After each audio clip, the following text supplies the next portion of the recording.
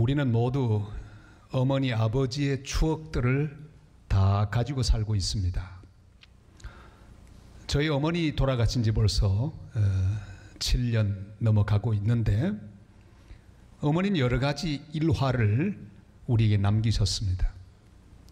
이야기도 잘하셨지만 특별한 부분도 많이 있었습니다. 저희 어머니는 항상 길을 가시다가 젊은이들이 잘못하는 걸 보면 그냥 가시지 않았습니다. 꼭 참견하시고 한마디 하셨습니다.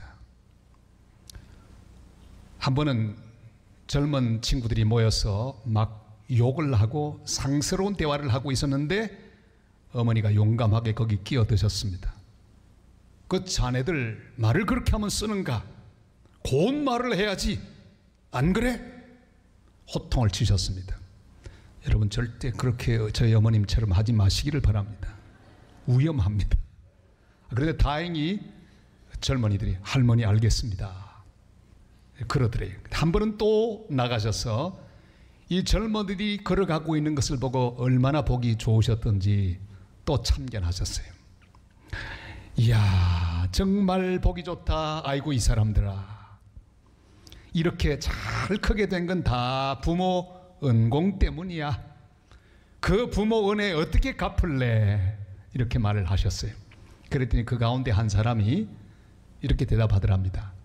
아이 할머니 위로야 갚을 수가 있나요? 어디 아래로나 갚아야지. 그래.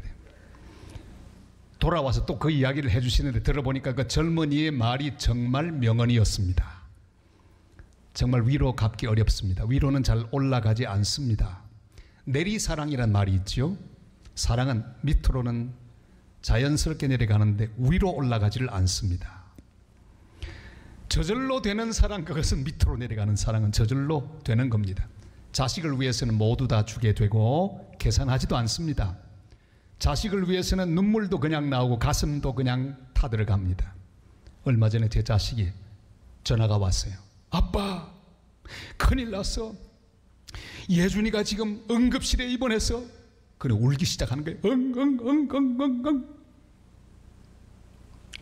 전 기도를 했습니다만 속이 살짝 상했습니다. 왜요? 저를 위해서는 한 번도 우는 걸 못 봤거든요. 제가 아파도 우는 법이 지 엄마 아파도 우는 법이 없었는데 자기 자식이 아프니까 그렇게 울더라고요. 기도 열심히 해서 하나님 은혜로 그 위기는 넘어갔습니다. 잘 퇴원하고 지금 여기 와 있습니다. 여러분 내려가는 건 잘 내려갑니다만 위로 올라가지 않습니다. 부모님께 하는 건 다 계산하고 얼마나 인색한지 모릅니다. 그래서 우리 하나님은 우리의 사랑과 관심이 위로도 올라갈 수 있도록 특별한 배려를 하셨습니다. 장치를 해놓으셨습니다. 그건 바로 상을 붙이는 것이지요. 에베소 6장 2절 3절이 이렇게 말씀합니다. 다 같이요. 내 아버지와 어머니를 공경하라. 이것은 약속이 있는 첫 계명이니 이로써 내가 잘되고 땅에서 장수하리라. 아멘. 위로 부모님을 향해 사랑하고 공경하고 효도하면 하나님이 상을 붙여두셨는데 잘되고 장수하는 복을 약속해 놓으셨습니다. 10계명 가운데 제 5계명 지키는 자에게 부상이 붙어 있는 것을 우리는 너무나 잘 알고 있습니다. 바로 출애굽기 20장 12절 말씀에 기록이 되어 있습니다. 다 같이요. 내 부모를 공경하라. 그리하면 내 하나님 여호와가 내게 준 땅에서 내 생명이 길리라. 아멘. 하나님의 약속이니 반드시 그렇게 될 것입니다. 이런저런 핑계로 효도하기 힘든 시대에 살고 있습니다. 자식들은 다 말하죠. 우리 먹고 살기도 빠듯한데 어떻게 부모를 돌보아. 원래부터 부모는 따로 사는 게 좋아. 너무 바쁘게 살고 힘들게 사니 부모 볼 시간이 어디 있나. 별의별 핑계를 다 댑니다. 그런데 우리 예수님께서는 우리에게 무엇이 효도인지를 아주 압축적으로 보여주고 계십니다. 주님은 하나님의 어린 양으로서의 구속의 역사를 이루기 위하여 아주 바쁜 일정을 보내셨습니다. 식사하실 겨를도 없으셨습니다. 열심으로 사역하셨습니다. 그리고 지금 드디어 모든 인류의 죄를 대신하여 십자가에서 하나님의 어린 양으로 피 흘리고 돌아가고 계십니다. 주님의 일생을 이렇게 가만히 보면 부모에 대해서 무관심하다고 하는 그런 인상을 지울 수가 없습니다. 그러나 그렇지 않습니다. 오늘 모든 핑계하고 변명하는 사람들을 향하여 효도가 무엇인지를 아주 몸으로 보여주고 계십니다. 효도는 기억에서부터 시작합니다. 그는 그 어렵고 급하고 힘든 순간 십자가 위에서 어머니를 기억했습니다. 26절이 이렇게 말씀하죠. 다 같이요. 예수께서 자기 어머니와 사랑하시는 제자가 곁에 서 있는 것을 보시고 자기 어머니께 말씀하시되 여자여 보소서 아들이니이다 하시고 아멘. 모든 인류의 죄를 지고 돌아가시는 순간입니다. 얼마나 급합니까? 얼마나 중대합니까? 거기에 집중하기도 부족한 순간입니다. 황망한 순간입니다. 그럼에도 불구하고 어머니를 기억하셨습니다. 어머님의 아픔을 기억하셨습니다. 어머니의 마음을 기억하셨습니다. 어머니의 상실감, 그것을 기억하셨습니다. 자기가 떠나고 난 다음에 어머니가 어떻게 살 것인지 어머니의 미래도 기억했습니다. 우리는 조선시대에 박일로가 지은 조홍시가를 좋아합니다. 반중 조홍감이 좋아도 보이나다. 유자에 아니라도 품음직도 하다마는 부모가 반길이 없으니 글로 서러워하나이다. 오늘 저는 일부러 이 색깔의 넥타이를 메고 왔습니다. 어버이날 제 딸이 선물로 보내준 건데 홍시 색깔하고 같지 않습니까? 반중 조홍감이 생각나지 않습니까? 박일로가 한음 이덕형의 집에 갔을 때 대접을 받았는데 그게 홍시였습니다. 홍시를 보는 순간에 한 고사를 떠올립니다. 오나라의 고사 육적이라고 하는 사람이 6살 때 원술의 집에 갔습니다. 이 어르신으로부터 대접을 받았는데 그게 바로 유자, 귤이었습니다.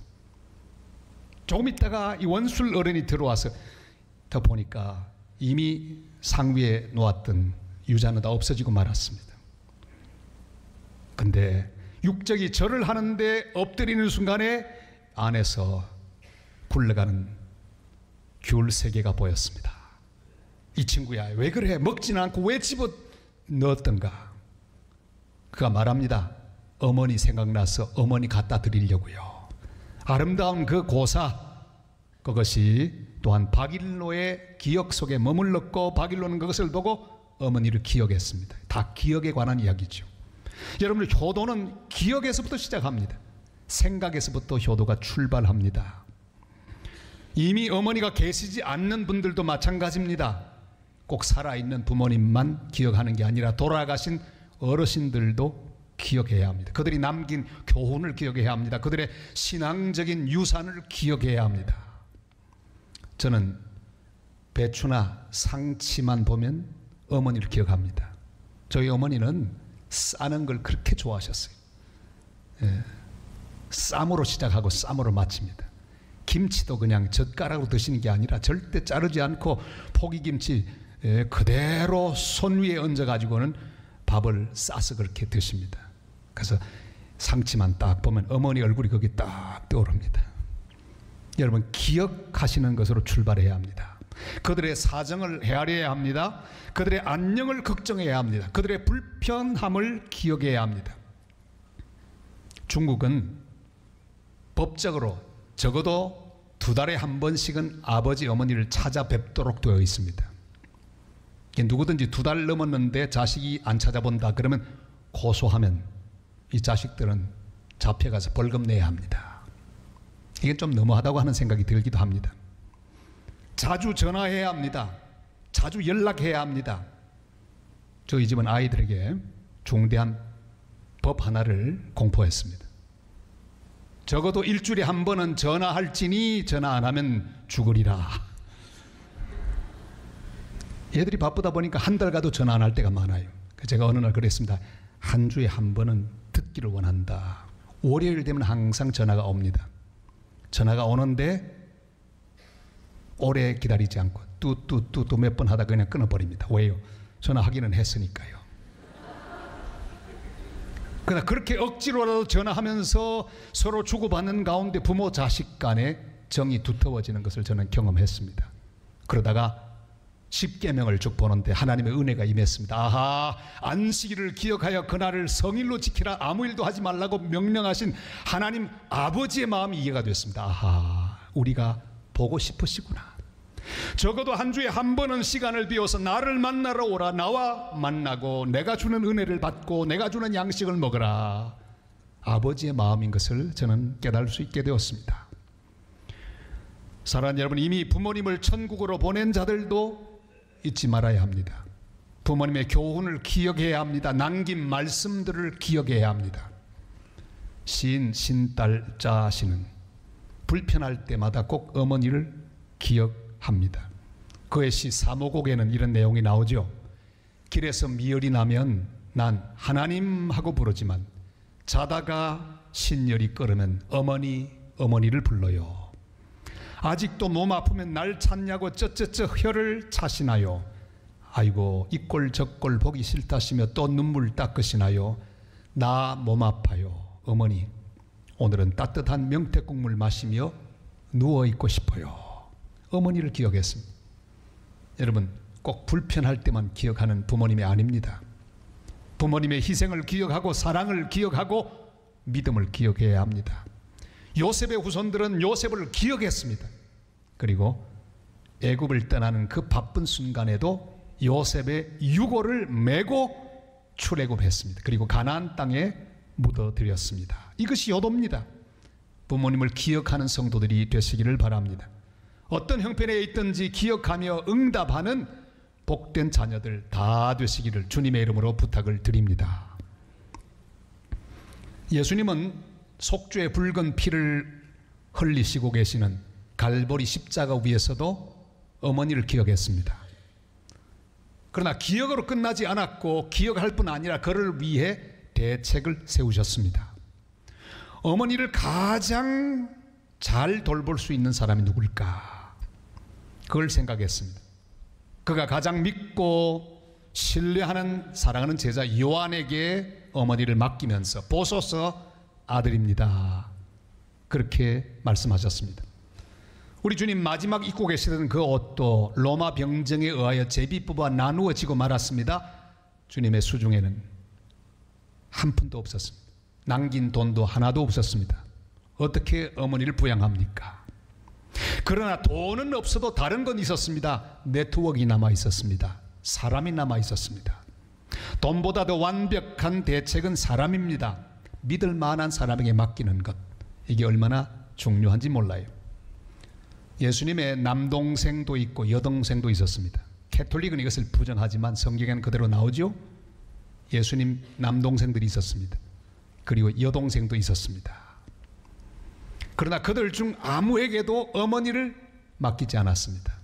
우린 짐작해 볼 수 있습니다. 믿을 만한 동생 하나도 없었다는 사실을 알 수 있습니다. 여동생도 남동생도 어머니 맡겼다가는 어머니 제대로 수발 못할 것이다. 그런 확신이 우리 주님 마음속에 있으셨던 것 같습니다. 자식 가운데도 믿을 수 없는 자식이 많습니다. 요즘 부모 때리는 자식이 늘어갑니다. 자식이 부모를 학대하는 거예요. 1년에 부모 학대로 고소하는 건이 3,500건입니다. 그러니까 고소 안 한 것까지 합치면 수도 없이 몇만 건이 되겠죠. 예수님의 동생들이 어머니를 학대했다는 말씀은 아닙니다. 그러나 믿고 맡길 사람이 없었던 것은 분명합니다. 그 가운데 가장 믿을 만한 제자는 바로 요한이었습니다. 요한이 어디에 있을까요? 최후의 만찬이나 이 12제자 그림을 이렇게 보면요, 대번에 찾을 수 있습니다. 누가 요한일까요? 머리를 보면 압니다. 무슨 그림이든지 여러분 유럽의 성당을 가서도 이런 그림이 나타나거든. 요한을 대번에 찾을 수 있는 방법. 그 머리를 주님 품에 이렇게 기대고 머리를 기대고 있는 사람, 그 요한입니다. 저기 요한 나왔죠. 주님의 사랑받는 제자, 가장 아낀 제자, 애제자였습니다. 수제자는 베드로였지만 애제자는 요한이었습니다. 다른 제자는 다 도망갔습니다. 그러나 요한은 마지막 십자가 지시는 그 순간까지 도망가지 않고 끝까지 따라갔습니다. 이 정도 돼야죠. 의리 있는 제자가 돼야죠. 마지막 순간까지 거기 있었습니다. 주님의 죽음을 끝까지 지켜본 제자입니다. 주님의 입에서 나오는 5번째 말씀과 6번째 말씀을 들은 유일한 제자입니다. 내가 목마르다 다 이루었다. 12제자 가운데 요한만 그 말을 들었습니다. 이만하면 믿을 만한 사람이라고 말할 수 있겠죠. 여러분, 효도는 말로만 되지 않습니다. 생각으로만 되지 않습니다. 부모님을 위한 대책이 필요합니다. 요즘 세대는 부모를 위한 대책은커녕 부모의 빌붙어서 부모에게 의지해서 사는 캥거루족이 늘어만 가고 있습니다. 성인 남녀 3,086명을 대상으로 조사를 했는데 20대 가운데 나는 스스로 생각할 때 캥거루족이 다 생각하는 사람 45.8%.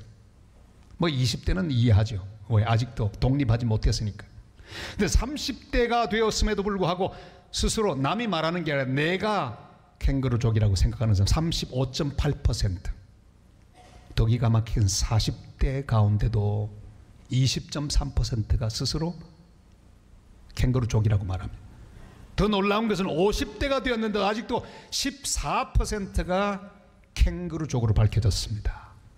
그리고 또 기가 막힌 것은 결혼하고 자식을 낳았는데 이 육아 아이를 양육하는 일이 힘들어서 다시금 부모님께로 돌아오는 족속이 있으니 그를 이름하여 연어족.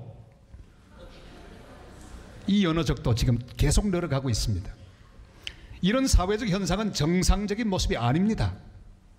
제가 결혼했을 때 제 친구들이 저에게 두툼한 히브리어 성경을 선물로 주었습니다. 첫 장을 넘겼더니 이렇게 기록이 되어 있었습니다. 결혼은 책임이다 그랬어요. 그 말을 저는 공감합니다. 그렇습니다. 책임입니다. 남편에 대한 책임, 아내에 대한 책임, 자식에 대한 책임, 무엇보다도 부모에 대한 책임. 책임이 결혼입니다. 때가 되면 책임을 져야 합니다. 자식의 책임을 다해야 합니다. 책임을 다할 수 있는 자식이 되도록 기도하시기를 바랍니다. 주님, 제가 부모님 잘 모실 수 있는 그런 자식이 되게 하옵소서. 예수님처럼 가장 귀한 것으로 부모님을 책임져야 합니다. 주님은 가장 귀한 책임을 이렇게 지십니다. 그 놀라운 책임의 현장이 바로 여기 있습니다. 요한은 바로 그 시로 예수님의 어머니 마리아를 자기 집에 모시니라 그렇게 기록하고 있습니다. 27절 말씀을 다 같이 읽겠습니다. 또 그 제자에게 이르시되 보라 내 어머니라 하신데 그때부터 그 제자가 자기 집에 모시니라. 아멘. 바로 그 말씀이 떨어지기 무섭게 요한은 예수님 어머니 마리아를 모시고 자기 집으로 갑니다. 그리고 모셔놓고 다시 돌아옵니다. 그리고 주님 마지막 운명하시는 것을 지켜봅니다. 그때부터 요한에게 있어서 가장 중요한 사명은 예수님 어머니 마리아를 모시는 일이었습니다. 그는 다시 돌아와 주님의 십자가를 바라봅니다. 그리고 주님의 마지막 말씀을 듣습니다. 내가 목마르다 다 이루었다. 그리고 로마 병정의 창이 예수님의 옆구리를 찌를 때 물과 피가 흐르는 것을 목격했습니다. 그는 마리아를 잘 모시고 살다가 기독교 박해가 시작이 되었을 때 37년부터 42년까지 바울이 세운 에베소에 가서 믿음 생활을 하고 또 교회 지도자가 되었습니다. 몇 번 순교할 기회가 있었습니다. 그러나 하나님은 순교를 허락하지 않았습니다. 왜요? 어머니 마리아를 모셔야 되기 때문에. 전설에 의하면 로마에서도 펄펄 끓는 기름 가마에 던져지는 그런 형을 받았다고 합니다.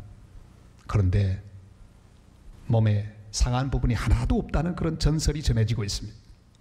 아무튼 하나님은 요한을 책임지고 보정하셨습니다. 왜요? 그에게 사명이 있기 때문입니다. 그는 주후 100년, 그 당시로 상당한 장수에 해당하는 90세에 자연사했습니다.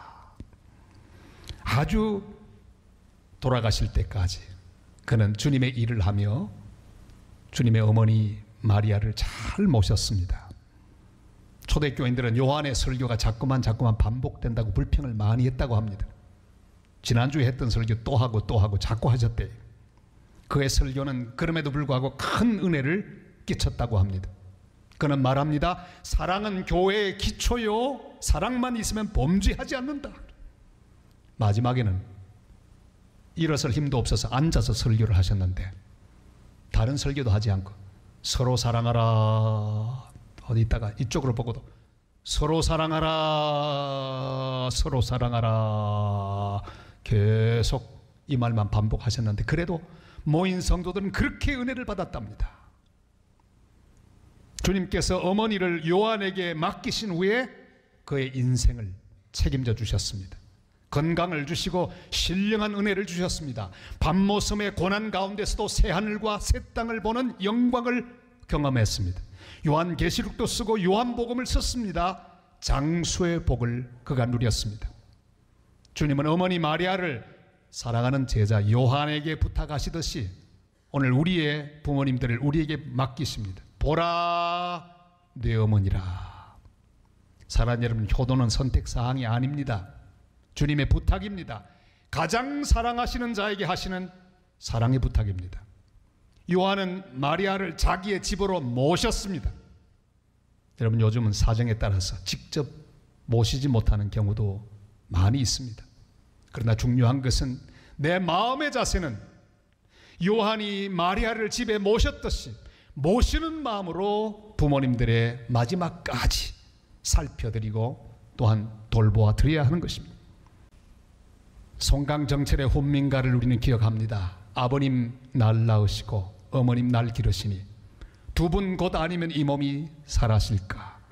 하늘 같은 가엾은 언덕을 어찌 다해 갚으리요. 어버이 살아계실 때 섬길 일을 다하여라. 지나간 후면 애달프다 어찌하리. 평생에 다시 못할 일이 이뿐인가 하노라. 부모님 아직도 살아계신 성도님들 축복입니다. 벽을 지고 누워 계셔도 반신불수가 되어 계셔도 대소변을 받아놓고 계셔도 그분이 살아있는 것은 우리의 축복입니다. 아직도 기회가 있기 때문입니다. 마음을 다해 사랑하고 모시고 섬겨 드리기를 바랍니다. 예수님은 가장 힘들고 어려운 순간에도 어머니를 기억하셨습니다. 그리고 그를 위한 대책을 세우셨습니다. 가장 사랑하는 제자에게 맡기셨습니다. 그리고 그 제자는 평생을 자기의 어머니로 모셨습니다. 주님이 어머니를 생각하듯이 우리도 우리의 부모님을 기억하십시다. 그들의 마음을 기억하고 사정을 헤아리고 관심을 기억하시기를 바랍니다. 그들이 남긴 교훈을 기억해야 합니다. 마음을 다하여 섬기고 먼저 천국으로 보내드린 부모님들을 다시 또 기억하며 그를 다시 만날 때까지 이 땅에 살면서 그분들이 남겨놓으신 사랑과 또한 지혜의 말씀들을 기억하고 그분들의 믿음을 그대로 기억하며 진리의 길 가다가 천국에서 만날 수 있는 복을 받게 되시기를 바랍니다. 이 시대, 효가 사라지는 이 시대, 다시 우리 주님의 어머니를 모셨던 요한들이 되어서 잘 효도하고 섬김으로 말미암아 주님이 주시는 영적이고 육적인 모든 복들을 많이 누리는 복된 하나님의 사람들 다 되시기를 주님의 이름으로 축원합니다.